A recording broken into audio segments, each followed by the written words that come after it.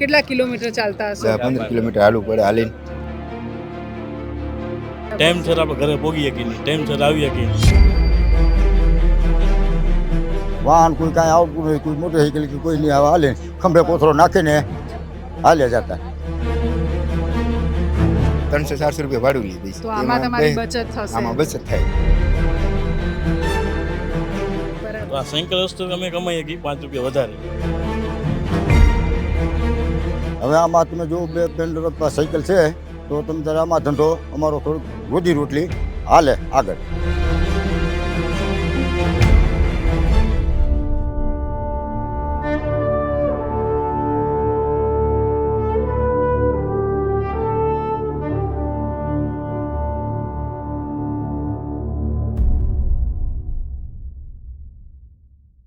એક નાનકડો છોકરો ફુગ્ગા વેચવાવાળા વ્યક્તિ પાસે જાય છે અને એ કહે છે કે આ જાત જાતના કલરના ફુગ્ગા હતા. એટલે છોકરો પેલા ફુગ્ગાવાળાને પૂછે છે કે આ વાદળી કલરનો બલૂન ફુગ્ગો છે એ આકાશમાં કેટલો ઊંચે ઉડે? એટલે પેલાએ કીધું કે એ તો સરસ ઊંચે ઉડે. એટલે કે આ વાદળી ઊંચે ઉડે એટલો જ આ પીળો પણ ઉડે? એટલે કે હા ઉડે. આ પીળો જેટલો ઊંચે ઉડે એટલો આ લાલ ફુગ્ગો પણ ઉડે? એટલે પછી પેલા ફુગ્ગાવાળો ભાઈ હતો એણે કીધું કે હા આ ફુગ્ગો પણ ઉડે.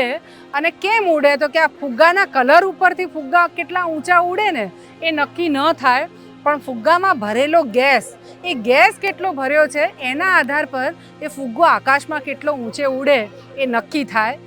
મજાની વાત છે, મેં ક્યાંક સાંભળેલી આ રહીએ. પણ આ કેટલો ગેસ ભરાઈને ફુગ્ગો ઊંચે ઉડે એ વાત લાગુ પડે છે માણસ ઉપર પણ, એનામાં રહેલી ક્ષમતા ઉપર પણ. માણસની પાસે ક્ષમતા અપાર હોય પણ સગવડ એટલે સંસાધનો એની પાસે હોય નહીં તો એ માણસની પ્રગતિ રોકાઈ જતી હોય છે.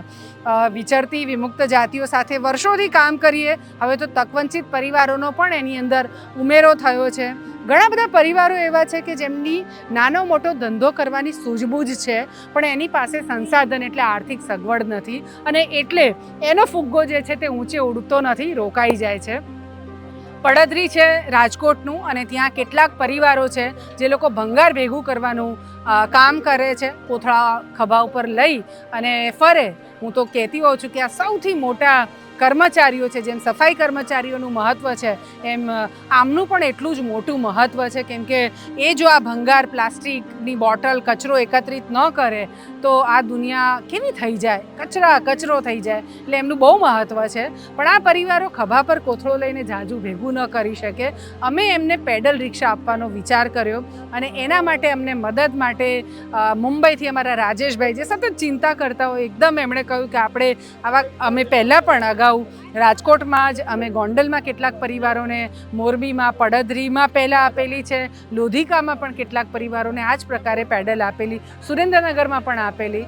રાજેશભાઈ એ બધામાં નિમિત્ત બનેલા. એટલે એમણે કહ્યું કે આપણે હજી વધારે પરિવારોને આવી પેડલ આપીએ.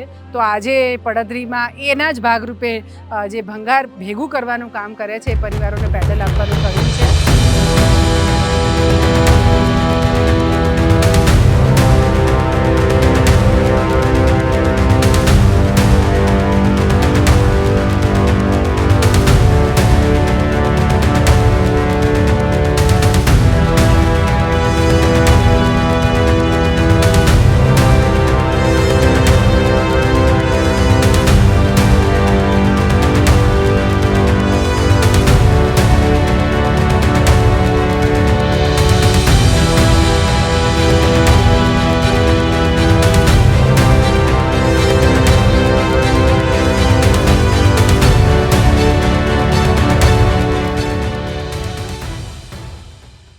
આ કાર્યમાં સાગરભાઈ મોદી, કુશલભાઈ મોદી, દિયા ટ્રેન્ડ જ્વેલરી પ્રાઇવેટ લિમિટેડ એટલે આદરણીય સંજયભાઈ શાહ, આ બધાએ મદદ કરી છે અને એટલે આ બધું થયું છે. બહુ નાનકડી સાધન સહાય છે, 15-20 હજાર રૂપિયા, પણ એનાથી કોઈ એક વ્યક્તિની આખી જિંદગી બદલાઈ જાય છે. શું જિંદગી બદલાય એ એમને પૂછીએ તો આપણને ખબર પડશે.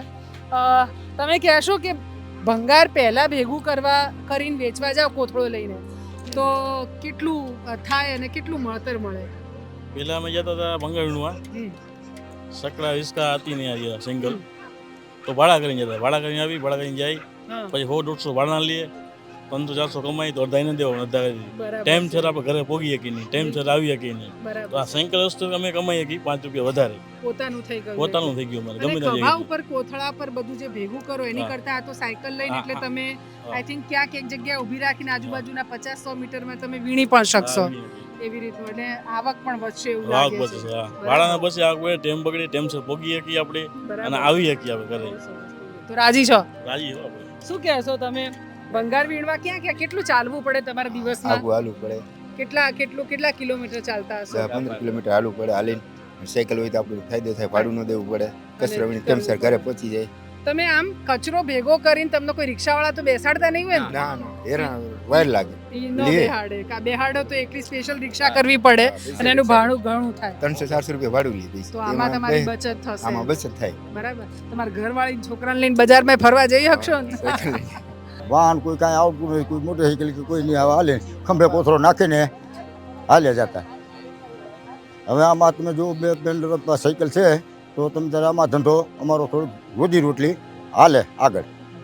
તો ફાયદો છે. આ બધા પરિવારો છે જેમને આજે સાયકલની ભેટ અમે પ્રયત્ન કર્યો છે એમને આપવા માટેનો. બસ સૌ સુખી થાય, સરસ આવક થાય અને સરસ બચત એમની થાય અને આ સાયકલમાંથી બધા સરસ છકડાવાળા થાય એવી પણ શુભેચ્છાઓ પાઠવું છું.